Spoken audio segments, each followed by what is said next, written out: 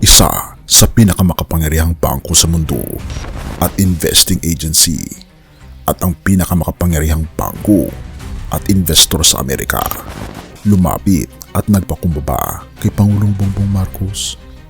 Mga kritiko, ayaw pakinggan ito. Halika, atin itong pag-usapan mga kaibigan. We are fooled once by the Ferdinand Marcos Sr. and we are fooled twice by Bongbong Marcos Jr. The corruption in the Philippines, this is unacceptable. The House of Congress, which represents the Philippines, no longer represents the Filipino people. I want to express my great impression of everybody I interacted with. Filipinos are wonderful people. Maraming salamat. Habang ang mga kritiko sa loob ng bansa ay abala sa paggawa ng ingay at pagpapakalat ng duda, isang tahimik na tagumpay ang nagaganap sa pandaigdigang entablado. Ang International Monetary Fund, ang pinakamakapangyarihang institusyong pinansyal sa mundo, ang lumapit at nakipagpulong kay Pangulong Ferdinand Marcos Jr. sa isang pagkikita na tila ayaw pag-usapan ng mga kritiko. Bakit? Dahil sa harap ng IMF, ang Pilipinas ay hindi lang basta humihingi ng tulong, kundi isa ng bansa na pinagkakatiwalaan at pinupuri. Ano ang sekretong dala ni Pangulong Bongbong Marcos? The Philippines is hosting in Manila this week the head of the International Monetary Fund, the Finance Department says. Secretary Frederick Go met Wednesday with Kristalina Georgieva. The two discussed efforts for advancing regional integration with Manila as this year's ASEAN chairman. Georgieva is said to have reaffirmed the IMF's support for improved economic cooperation across the ASEAN through policy insights and technical assistance. She also welcomed Secretary Go's commitment of continued fiscal discipline and spending within the Philippine government. Nitong nakaraang Sabado, isang mahalagang meeting ang naganap sa pagitan ni PBBM at ni IMF Managing Director Kristalina Georgieva. Sa gitna ng global uncertainty, hindi ito usapang utang lang, ito ay usapang growth trajectory.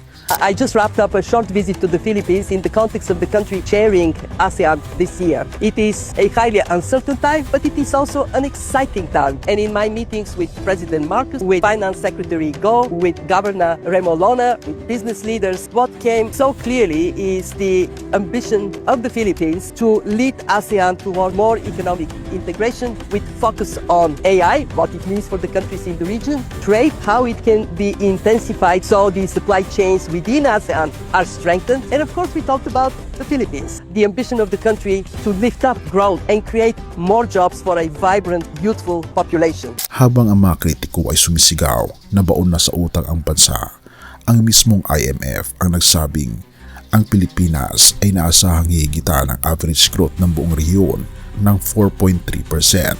Therefore malinaw na ang disiplina sa polisiyang pang-ekonomiya ni PBBM ay may hatid na konkretong resulta. Bakit ayaw pakinggan ng mga kritiko ang mga balitang ito? Simple lang, dahil kung aaminin nilang maganda ang takbo ng ekonomiya, mawawalan sila ng bala sa kanilang propaganda. Pero ang IMF ay hindi nambobola. Ang kanilang pagkilala sa ating structural reforms at policy discipline ay hindi base sa chismis sa Facebook, kundi base sa matitinding data. Sabi nga ni Georgieva, ang mga reformang ginagawa ni PBBM ang mag-a-unlock ng mas malakas na long-term expansion para sa bansa.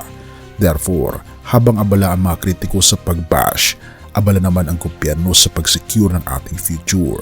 I want to express my great impression of everybody I interacted with. Filipinos are wonderful people. Maraming salamat. Hindi lang ekonomiya ang pinag-uusapan, tinalakay rin ang pagiging chair ng Pilipinas sa ASEAN. Ipinapakita nito na ang Pilipinas ay hindi na lang basta tagasunod sa rehiyon, kundi isa ng agenda setter. Pero ito ang masakit para sa mga ayos sa administrasyon. Ang pagkilala ng IMF ay patunay na ang ating grand realignment ng ekonomiya ay kinikilala at nirerespeto ng mga pinakamayamang bansa at investor sa mundo. Purihin ang ating Panginoong Diyos. Sa Biblia, ang tunay na karunungan sa paghawak ng yaman at responsibilidad ay nagmumula sa pagpapakumbaba sa harap ng ating Panginoong Diyos. Sabi sa Proverbs 3 verses 9 to 10, parangalan mo ang Panginoon ng iyong kayamanan at ng mga unang bunga ng lahat ng iyong ani. Sa gayon mapupuno ang iyong mga kamalig ng sagana. Ang pagkilala ng IMF ay isang pagpapala ng katarungan dahil ang disiplinadong pamamahala ay nagbubunga ng kasaganaan para sa lahat. Pero tandaan natin na ang tunay na awa ng ating Panginoong Diyos ang nagbibigay sa atin ng lakas upang gamitin ang yaman na ito para sa mga mahihirap at vulnerable.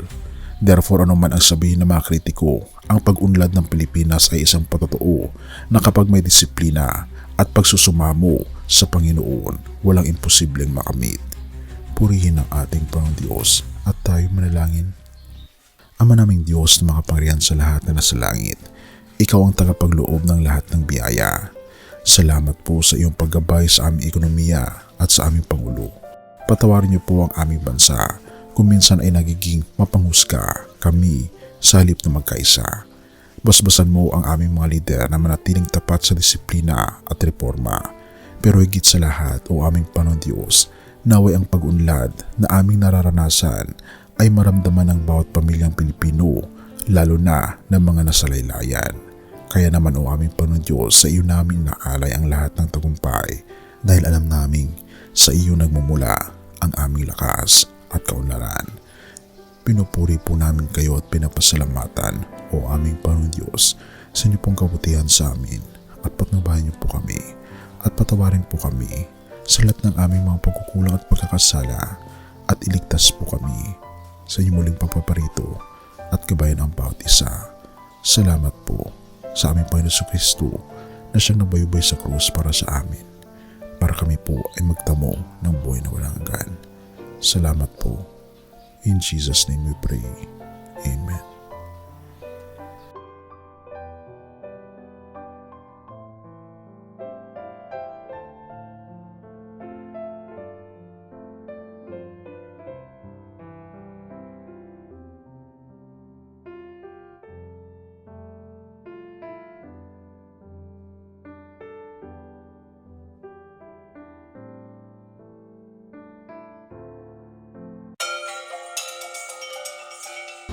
Bago natin ipagpatuloy, kaibigan, siya nga pala ang Great Controversy na isa sa mga pinaka-kontrobersyal na libro dahil tumutukoy ito sa mga propesiya sa libro ng Daniel at Revelation na nagaganap na sa panahon natin ngayon.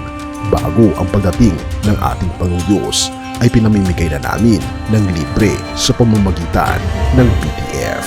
At ito ay nasa limited lamang na panahon, kaya i-click mo sa description sa baba upang ma-avail mo, kaibigan, ang napaka-importanteng libro ito na magbubukas sa iyo sa mas maliwanag mong hinaharap. Purihin ang ating Panginoong Diyos at tayo magpatuloy.